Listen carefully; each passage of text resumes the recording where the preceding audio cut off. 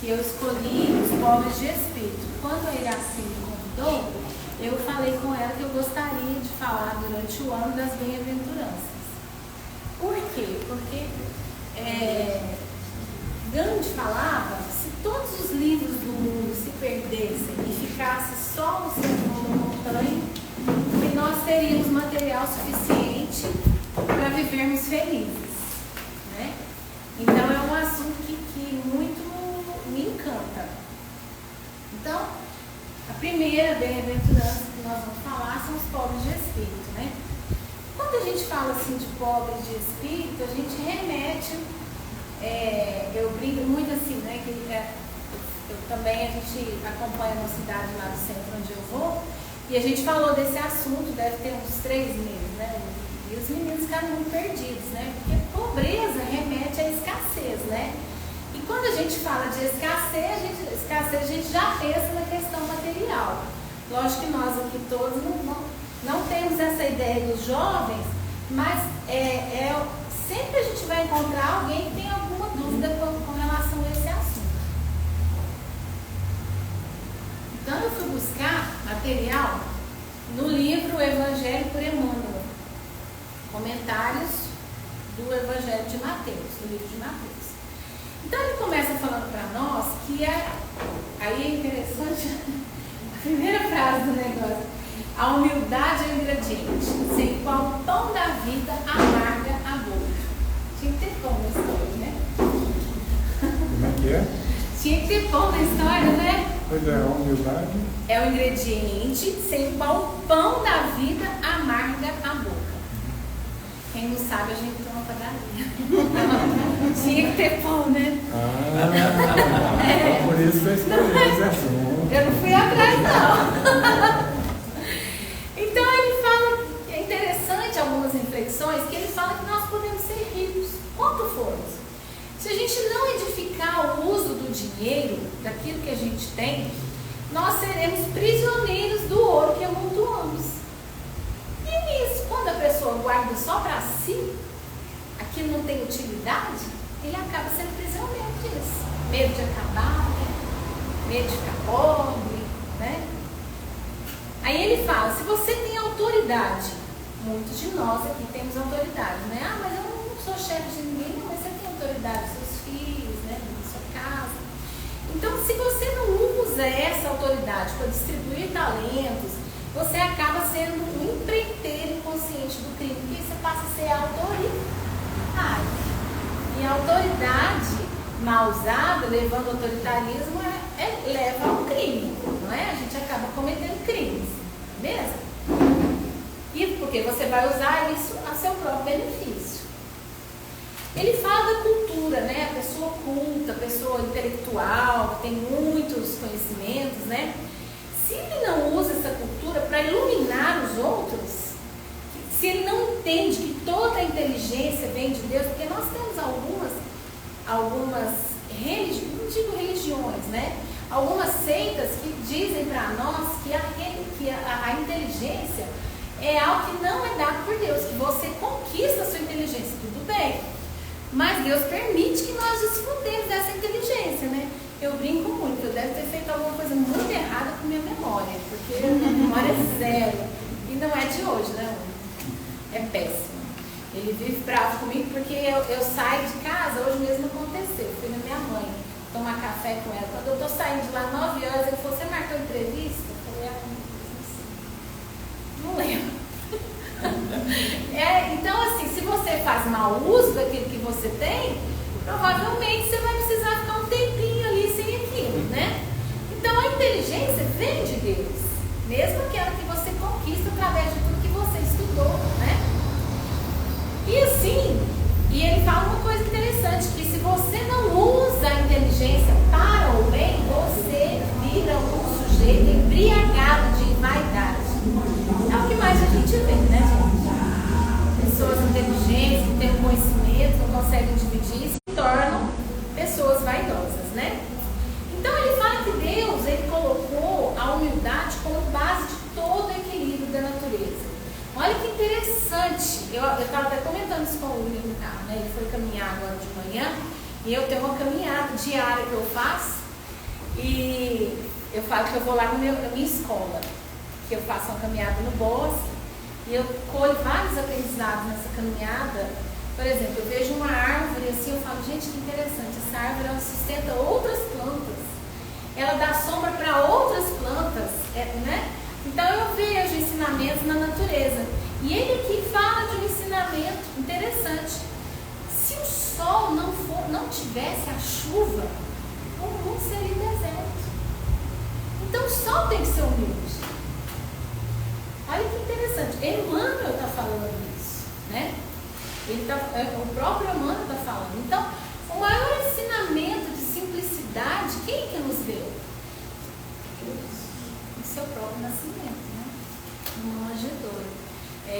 Lá no centro que a gente vai, a nossa presidente, ela fala que tudo aquilo que Jesus fez, desde o primeiro instante dele na terra até a ida dele, né? Assim, materialmente falando, que ele nunca nos deixou, né? Foi ensinamento. E a manjedoura foi para nós um ensinamento de simplicidade muito grande, né? E é isso que ele vem ensinar para nós, né? Então, ele fala que no nosso mundo material, a gente valoriza muito as conquistas materiais. Todas as conquistas e as pessoas que fazem conquistas materiais. Vou dar um exemplo para vocês. Uma história familiar, né? Nosso filho Gabriel passou no vestibular de música.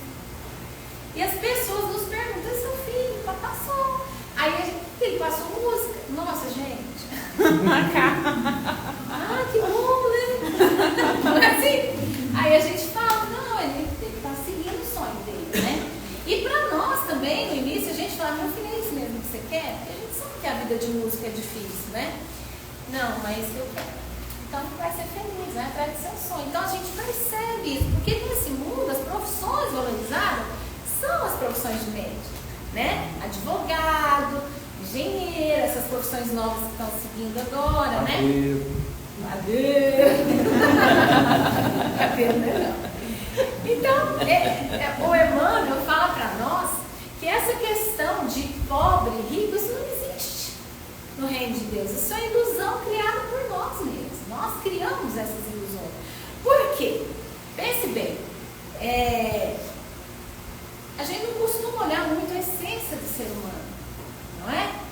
Não costuma. E bem sucedido para nós, às vezes, a gente vê tantas pessoas simples, humildes, e aí às vezes passam despercebidos para nós o conhecimento dessas pessoas, né? A gente não dá o devido valor que essas pessoas têm, não é?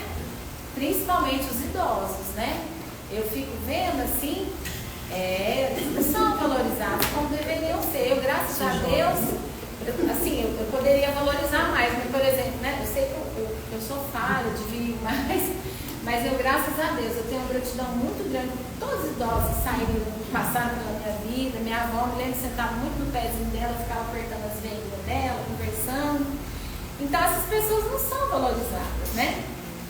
Então, a gente precisa começar a entender a essência das pessoas, porque isso tudo um dia vai passar, né, gente? Dinheiro, essas coisas todas vão passar. Então, quando Jesus, ele exaltou os pobres de espírito, ele não estava falando dessas coisas, né? Ele falava da ignorância, ele exaltava os corações simples, né?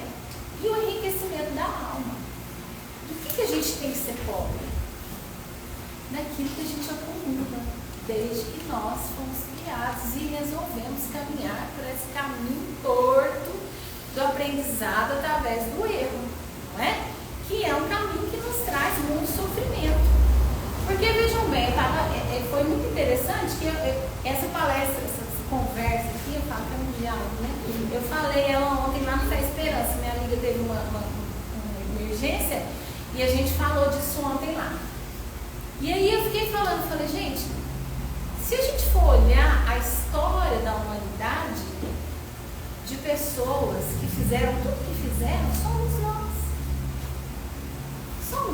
Fomos nós que colocamos fogo nos cristãos, fomos nós que fizemos a Inquisição, fomos nós que fizemos guerras em nome de Jesus. E a maioria dos espíritas, grande maioria, maioria, alguns eu tenho certeza que não, né? Uns muito bons, mas a maioria de nós sim. Esses dias eu estava ouvindo, acho que eu estava ouvindo uma palestra do Arthur Valadares, não sei se vocês conhecem. O Nico me apresentou, ele é um rapaz excelente. Vocês viram, né? E ele estava falando de Jesus, com as ovelhas. Eu falei, gente, eu podia ter sido uma ovelha, né? Porque se eu tivesse sido uma ovelha, hoje eu não estava onde eu estou. Não é possível. Ficou a existência do lado do Cristo inteira. O não burrinho. É? Ah? O burrinho. O burro, gente. Melhor. Certeza que eu fui.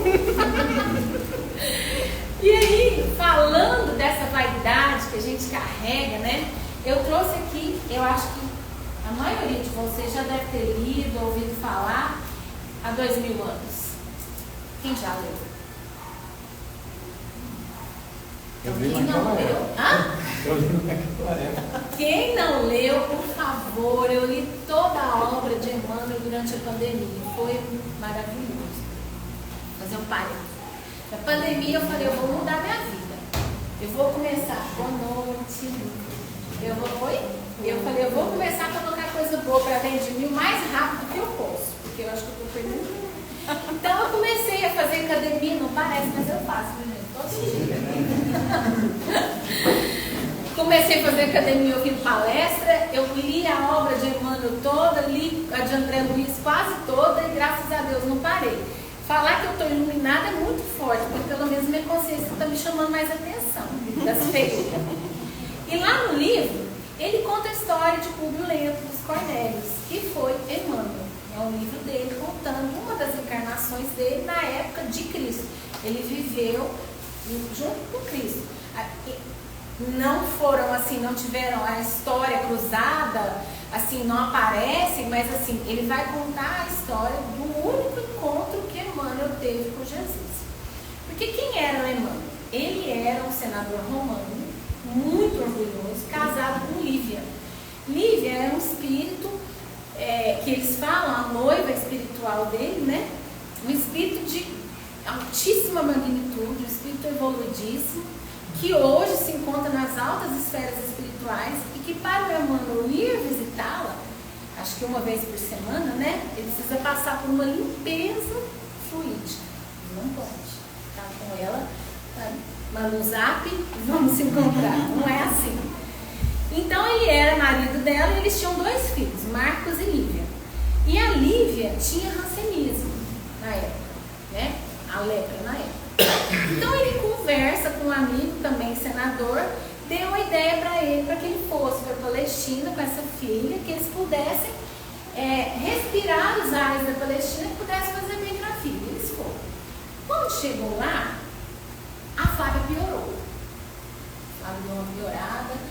E a criada da casa, que era um espírito muito evoluído também, a Ana, começou a contar para a Lívia sobre Jesus, porque ela era seguidora do Cristo. A filha chama Flávia. A filha é Flávia, a criada Ana. Isso, já não. Eu troquei? É que a filha chama Lívia. Ah, É tá. Lívia e a filha Tá, Flávia. tá vendo? Troca até as palavras. Obrigada. E aí, despertou o interesse da Lívia. E ela queria ir conhecer Jesus, ela queria ir nas pregações. E ela falou com o Emmanuel, orgulhoso, né? Não permitiu de forma alguma, mas ele tinha um amor muito profundo por ela e pela filha. Isso é uma das coisas que eu acredito que contou muito a favor dele nas outras encarnações. E ele mesmo foi à procura do Cristo. Mas ele foi à noite, para que ninguém o visse. Então eu vou tentar contar para vocês de forma bem resumida, né? Ele foi andando pelas águas mansas do lago de Nezaré, aquele clima, né, gostoso, e ele sentiu, sabe quando você sente assim que vem andando alguém? Ele ouviu passos, né? E ele viu, aí gente, eu vou ler para vocês, não tem muito a ver, mas eu não resisto, a descrição que Emmanuel faz do Cristo. Os espíritas consideram essa descrição a descrição mais fiel às características de Jesus. Então ele viu diante dos seus olhos um homem ainda moço que deixava transparecer nos olhos profundamente misericordiosos uma beleza suave ou indefinível. Longos e sedosos cabelos molduravam-lhe o semblante compassivo, como se fossem fios castanhos, levemente dourados por luz desconhecida. Sorriso divino, revelando ao mesmo tempo bondade imensa e singular energia. Irradiava da sua melancólica e majestosa figura uma fascinação irresistível. E aí ele percebeu que era Jesus, quando ele viu. Inclusive tem quadros feitos a partir dessa descrição, se vocês olharem. Naquele minuto, lágrimas ardentes rolaram nos olhos. Lavada ele no ar. Desejou falar, mas não conseguiu falar. O peito sufocado. Foi quando então Jesus colocou a mão na frente. Vocês imaginam o que é isso? Senador, por que me propôs? Ele não conseguiu falar. E espairando o olhar profundo na paisagem, como se desejasse que sua voz fosse ouvida por todos os homens do planeta, rematou com serena nobreza. É isso aqui que eu quero que vocês prestem atenção. É aqui que nós precisamos chegar. Fora melhor que me procurares publicamente e na hora mais clara do dia, para que pudesse adquirir de uma vez só e para toda a vida a lição sublime da fé e da humildade. Mas eu não vim ao mundo para derrogar as leis supremas da natureza e venho ao encontro do teu coração desfalecido. Quer dizer, o orgulho dele não deixou que ele fosse a encontro de Jesus durante o dia. As pessoas não podiam ver. E aí eu fico pensando assim, que dois pontos que me fascinam na vida, esse e do Paulo, né? Quem já leu Paulo Estevam? Esse também momento. Foi quando Jesus apareceu para Saulo, né? Depois se tornou Paulo. Saulo imediatamente já caiu de joelho, já chorou, né? E já ficou cego e já se converteu. Saulo caiu do cavalo. Caiu do cavalo, mas ficou de joelho, né? Caiu do cavalo. Caiu do cavalo, literalmente. A cavalo, não tem essa expressão? Caiu do cavalo. Caiu do cavalo. Massa aí essa expressão. Ele ficou catatônico, e aí não teve, né, nenhuma reação. Ele ficou mudo. Ele sabia que aquilo ali era o maior acontecimento da vida dele, mas ele não teve, né? Então ele nada pôde exprimir além de suas lágrimas copiosas, pensando amargamente na filhinha, mas o profeta, como se prescindisse das suas palavras articuladas, continuou. Sim, não vem buscar o homem de estado superficial e orgulhoso. Aqui fala para nós como ele é. Que só os séculos de sofrimento podem encaminhar ao regaço de meu pai. Gente, isso aqui é tão forte. Isso aqui é tão forte. Ele olhou para o Emmanuel.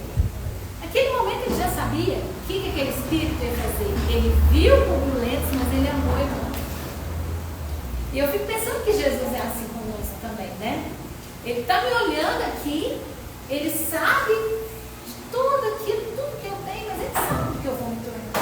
E ele viu, Emmanuel, mas ele sabia também de todo o sofrimento que ele ia ter que passar. Para quê? Para educar o orgulho que ele trazia. Que ele falou, eu poderia me mostrar para você dentro do meu esplendor, mas eu respeito o seu livre-arbítrio. Porque ele sabia que não era naquele momento que ele gostaria de se modificar. E aí ele falou: venho atender às súplicas de um coração desditoso e oprimido. E ainda assim, meu amigo, é o teu sentimento que salva a filhinha leprosa e desvalida pela ciência do mundo. Porque tens ainda a razão egoística e humana. É sim a fé e o amor de tua mulher. Porque a fé de Deus basta um raio só de suas energias poderosas para que se pulverizem todos os monumentos de vaidade da terra. E aí, ele terminou, né? Não vou contar, tem muita coisa, mas o que aconteceu, gente? Ele chegou em casa, a veio ao encontro dele chorando, a menina já estava curada. Então, assim, é lógico que a gente fica bem impressionado, mas o que eu quero chamar a atenção de vocês é daquilo que ele trazia dentro dele que ele não estava disposto a viver. Não é? Ele não estava disposto. Quando Jesus fala para nós que nós precisamos ser pobres de espírito, é disso que ele fala. Da gente se empobrecer desse homem velho que nós carregamos dentro de nós. É fácil? Não é fácil. Não é fácil. É a luta de todos nós. Eu posso contar uma passagem sua? É. Os cultos que vocês faziam em casa. Ela me contou uma vez. Não, era bonitinha. Dos cultos que eles faziam em casa no domingo de manhã. E da vontade que eles falavam. Ela e minha sogra, você lembra? Sabe contar isso? Que falava que queria abrir a cabeça e colocar isso. Isso é uma coisa que ficou para mim, porque é isso que a gente tem vontade de fazer, não é? Abrir a cabeça e colocar os ensinamentos, porque a gente cai, não é? Toda hora a gente está caindo. A gente está o tempo todo envolvido por provações. O tempo todo. Então, hoje, o que a gente mais vê no meio de nós? Criaturas mumificadas em pontos de vista. Criaturas algemadas naquilo que elas acreditam e elas não abrem mão. Nós somos assim. Nós não abrimos mão dos nossos pontos de vista. Então, primeira coisa que a gente precisa, que eu já até falei isso aqui, né? Vamos começar a pensar a respeito dos nossos pontos de vista, gente. Daquilo que a gente traz dentro de nós, que atrapalha a nossa evolução. Porque eu quero contar para vocês, teve uma pessoa, né, um espírito que viveu aqui na Terra há muito tempo, que é Buda. E ele traz um ensinamento muito importante a respeito da busca da felicidade. Que eu acho que a gente pode aproveitar esse ensinamento. Porque Jesus falou assim para nós, ó, amarás o teu próximo e odiarás o teu inimigo. Ele estava lembrando, né, da lei antiga. Eu, porém, vos digo, amai os vossos inimigos. Aí vocês vão falar assim, mas eu não consigo amar. É muito difícil. Tá bom, então você não precisa amar não. Bendizei os que vos maldizei. Não fala mal de quem está falando mal de você. Não consigo. Eu ainda tenho necessidade de chegar em casa e contar para o Hugo o que falaram de mim. Não, então tá bom. Então, fazei o bem aos que lhe fazem mal. Não dou conta. Não dou conta. Não consigo. Bom, então você vai orar pelos que querem mal. Você vai orar. E aí eu gosto muito, nesse caso, nós somos os machucados. Mas e quando a gente machuca? Porque aí é que é mais difícil abrir mão do mundo, não é? Porque nós espíritas, a gente está sempre falando de perdoar, mas e quando a gente precisa ser perdoado, né? Quanta dificuldade a gente tem de pedir perdão, de reconhecer nosso erro. Eu acho mais difícil. Perdoar é até fácil. Eu falar, Jesus, ela está na sua mão, não quero nem pensar nisso. Mas pedir perdão é mais complicado. E aí o Buda, lá antes de Cristo, não sei quantos anos exatamente, acho que 600, não sei, 500, né? Ele falou uma coisa que eu achei interessante, eu vou trazer para vocês. Porque também a gente precisa muito fugir desse negócio. Você tem que amar. Você não pode falar mal. E a gente fica lá dentro, né? Tá bom. Só que o pensamento da gente não para. Não é? Então agora eu vou dar uma receitinha de bolo. Aí, de novo, falando de farinha. Jesus amado. A padaria. Sai da padaria, mas vai sai. Ele coloca o caminho óptimo de práticas ensinadas por ele para superar a ilusão e o sofrimento. Então ele fala, primeiro você vai ter uma compreensão correta a seu respeito. Você vai se conhecer. Isso. O que me incomoda? O que não está me deixando feliz? O que em mim não deixa com que eu aceite o outro como ele é? fazer muito esse exercício. Pensamento correto. Ele fala isso, e naquele livrinho que eu já até trouxe aqui, o Pensamento de Vida, ele fala: pensamento é ação. Vamos começar a pensar corretamente, porque às vezes a gente está sendo bonzinho. O que é o bonzinho? Age de um jeito e pensa de outro. Então vamos tentar ter um pensamento correto a respeito de nós e do outro. Tentar entender a circunstância dentro daquilo que ela acontece. E aí nós vamos desenvolver a fala. Porque geralmente a gente faz o caminho contrário. A gente quer mudar a ação, mas dentro do nosso pensamento a gente ainda está pensando: que ódio, ai que raiva, nossa, eu não dou conta, né? Então vamos tentar mudar o pensamento. Depois a gente muda a fala. E depois a gente começa a ter uma ação correta. Veja que interessante. Ele dá, né? Eu achei muito interessante isso aqui. E depois a gente tem que desenvolver um meio de vida correto. Por quê?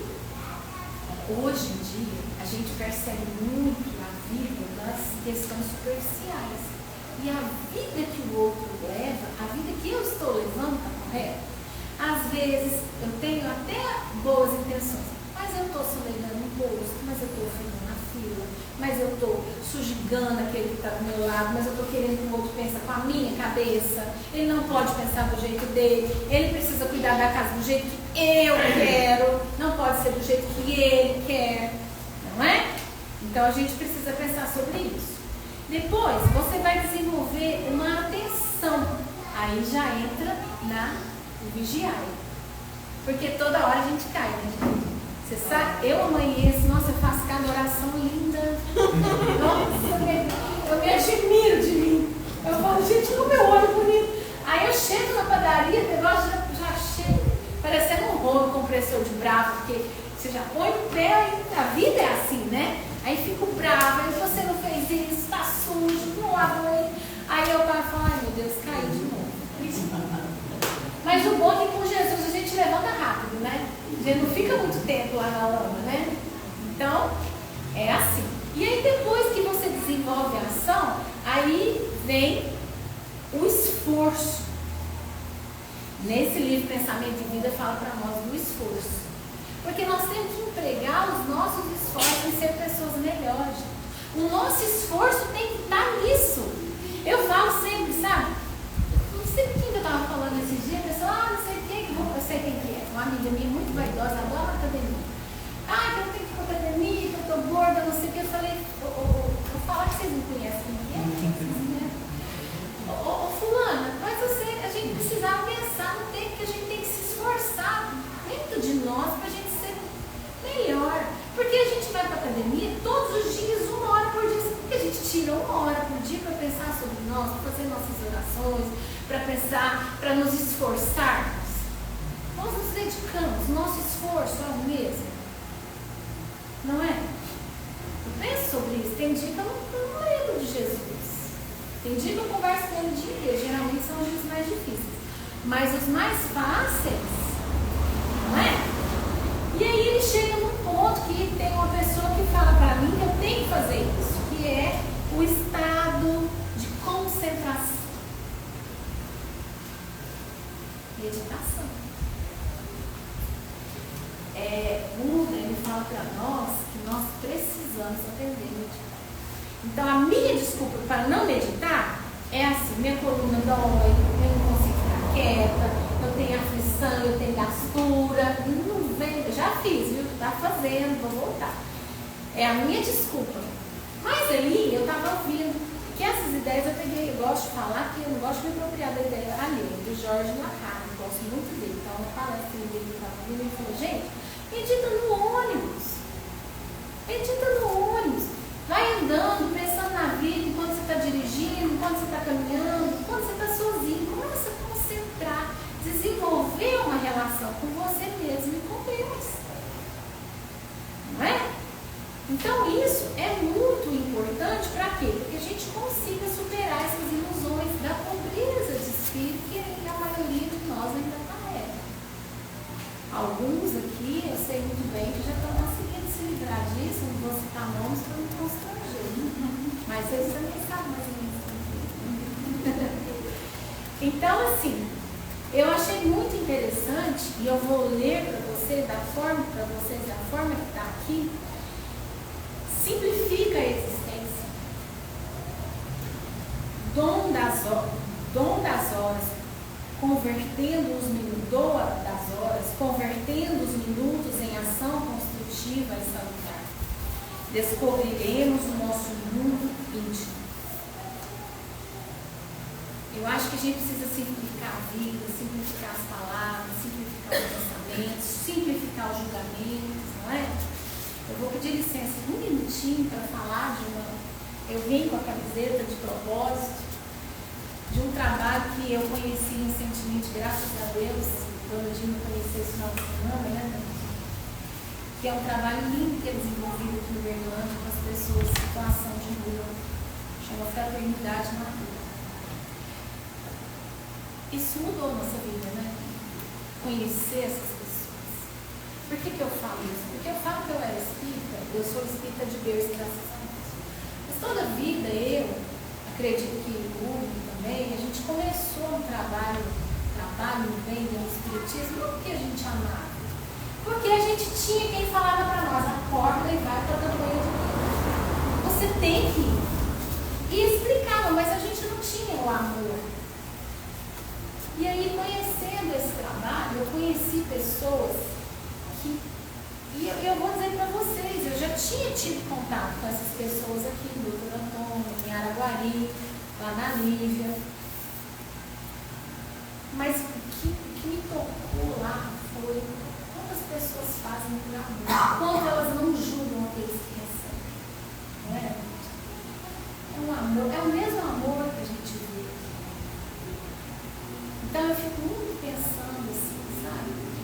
Que a gente precisa começar esse trabalho na casa espírita onde a gente está, onde a gente se doar para o próximo, independente de quem seja esse próximo. Porque esse próximo, que não é tão próximo, ele nos ensina que os erros que ele não comete porque ele quer. Talvez é fruto de uma escolha mal feita no passado. Talvez não, com certeza. Porque lá muitos deles olham nos nossos olhos e falam para nós, não faz isso. A gente sai de lá tocado. Eles pegam nas nossas mãos e falam assim, tem 3 dias que eu não como. E aí você olha para aquelas pessoas e você fala, meu Deus, eu ignorava esse sofrimento das pessoas. Coisa que assim também passava lá, né? E agora eu acredito nisso. Então a gente começar a fazer esse trabalho é muito importante, porque um dia nós vamos olhar para a pessoa que está do nosso lado, a gente está como nós, ela também é doente. Somos doentes de orgulho, de vaidade, de ciúmes. E nós vamos entender que ele é doente não porque ele quer. Ele também fez os compromissos dele ao reencarnar. Ele também quer se curar. E aí nós vamos ter. E aí eu vou falar já do próximo assunto, que é a misericórdia. Então eu vou falar para vocês, muito obrigada. Se vocês quiserem conhecer esse trabalho, a gente tem lá no Instagram, Fraternidade Cura, que a gente consiga nos amar uns aos outros e nos despirmos desse homem velho que a gente ama tantas vezes.